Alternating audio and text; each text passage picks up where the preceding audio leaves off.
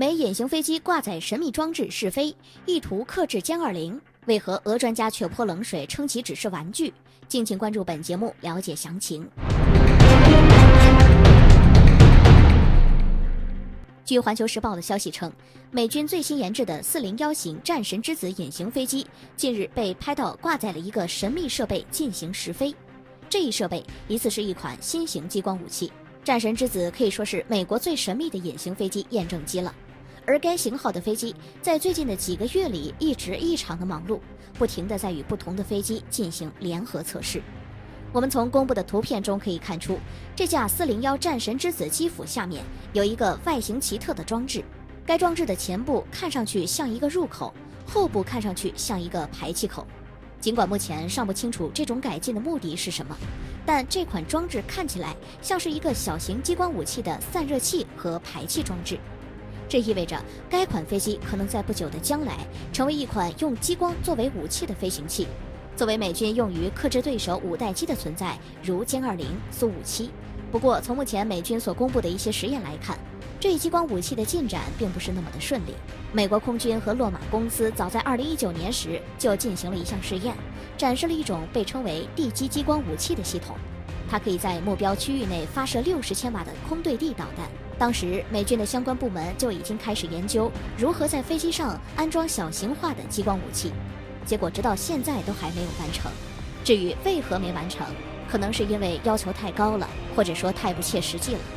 据了解，美国人对这一激光武器的想法是能用其击落弹道导弹，这个想法可谓是相当大胆。首先不说携带激光武器的飞机如何进入别国未被发现，其次导弹发射场周围基本上都会有防空和干扰设施，这个想法完全不现实。而且最大的技术难题是如何使大型部件变得更小，同时还能保持其威力。对此，俄专家认为，眼下美国的这种激光武器简直就像是玩具一样，与中俄之间还有不小差距。尤其是中国的太空激光武器，现在已经至少可以聚焦数十秒的时间，这一威力都能打下卫星了。这可不是这位俄罗斯专家空口说白话。根据美国国防情报局的警告称，我国可能会在2020年部署能够对抗低轨道太空传感器的地面激光武器，其威力足以让太空中的美国卫星全部失效。不过，以我国一直坚持和平发展的原则，相信这款激光武器可不会主动攻击他国。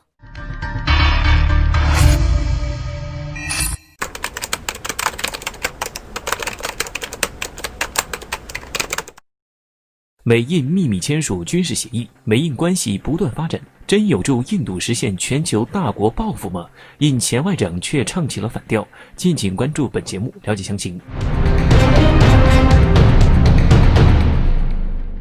据环球时报的消息称，印度前任外长萨尔曼·库尔希德在接受印度国家先驱报采访时表示，多年来，印度对美国的外交政策一直存在矛盾。印度一直对美国在世界不同地区的角色持保留态度，尤其是在战略和军事领域方面。但是到了2020年，我们可以清楚地看到，如今的新德里正试图与美国建立战略合作伙伴。最引人注目的是，印度正试图与美国秘密签署一系列军事协议，例如后勤支援协议、通信和信息安全备忘录协议，甚至是地理空间合作基础交流与合作协议，以分享某些卫星数据。但印美关系的不断发展，真的有助于印度实现全球抱负和关切吗？众所周知，近些年来，美国人为了从战略上拉拢印度，可是费了不少力气。其一，将亚太战略升级为印太战略，把印度设定为该计划中的关键节点国家。其二，力挺印度加入联合国常任理事国。分析认为，美国之所以会选择这么做，是因为印度此前受到英国殖民多年，所以国内基本已经西化。其作为英联邦国家，美国认为这样的印度与自己有共同的价值观，而且印度也在慢慢往大国方向发展。美国希望印度助力自己的阵营，不然怎么可能印度人想买什么他们就卖什么？比如 P8A 反潜巡逻机、C130J 和 C17运输机、CH-47智努干中型运输直升机和 AH-64E 阿帕奇武装直升机等，其中许多先进武器系统已经列装印度军队。然而，随着印度与美国在战略和军事层面达成一系列协议，这么做的代价却是印度已经更多地卷入了美国主导的冲突中。特别是今年，美国为了遏制我国的发展，在亚太地区不断显露出军事存在。出于这一目的，美国在印度进行合作时，还借机要求印度在适当的时机与邻国发生摩擦，以满足美国的需要。这显然与印度实现全球大国的抱负相冲突。也正因为这一点，印度前任外长萨尔曼呼吁与中国为敌，对印度人来说这没有意义。印度正在合作的是一个要求美国优先的国家，这些协议将促使印度更密切地参与美国主导的冲突。届时，印度人民不得不接受装着自己孩子的来自外国战场的裹尸袋。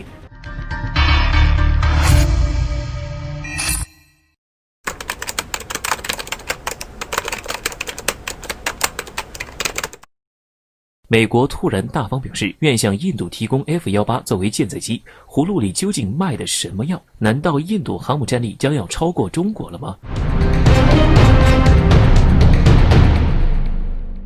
根据政府间消息人士表示，美国政府已根据印美两国国防代表团在2+2会议期间的会议上提出的一项政府提议，决定向印度海军提供 F-18战斗机。除此以外，还包括海上卫士无人作战飞机。突然大方地将自己装备的舰载机和无人机出售给印度，葫芦里究竟卖的什么药？很重要的两点原因是，一方面显示出美国对于印度的战略的重视，另一方面要知道波音公司与美国商人总统的关系。波音公司和特朗普的财团属于同一阵线，其不止一次在公开场合表示对波音公司的支持。自从波音公司的737-800客机出现大面积故障和事故后，波音的市值一路下降。为了挽救灾难中的波音公司，政府四面出击，为波音公司兜售飞机，从美国空军采购 F-15EX 超级鹰战斗机到向印度兜售 F-18战斗机，无不是如此打算。在此前，印度海军的舰载战斗机完全依赖俄罗斯供应，俄罗斯东拼西凑地弄了一个米格29K 给印度用，这个老瓶新酒的货色实在难以让印度海军满意。以 F-18超级大黄蜂的性能满足印度海军的航母需求绰绰有余。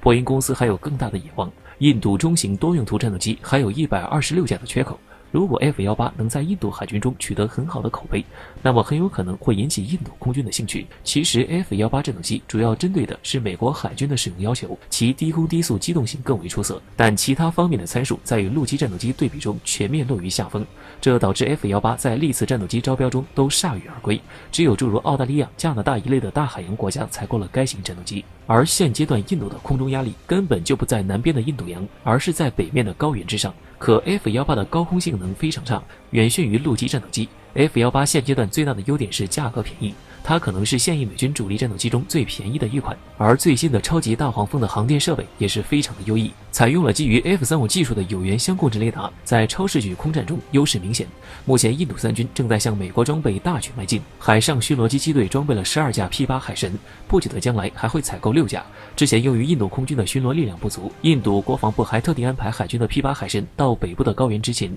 海王多用途直升机也将由24架 MH-60取代。新装备的美国货还包括 C-17重型运输机和 C-130J 超级大力神运输机、M77超轻榴弹炮、阿帕奇攻击直升机和智努甘重型运输直升机，以及西格沙尔716突击步枪。有人说，印度比中国的优势是东西方都会卖它装备，可惜的是，印度还是会经常陷入俄制武器买多了不好用，美制武器买少了不够用的窘境，这也是缺乏武器自认能力的印度无法逃避的苦痛。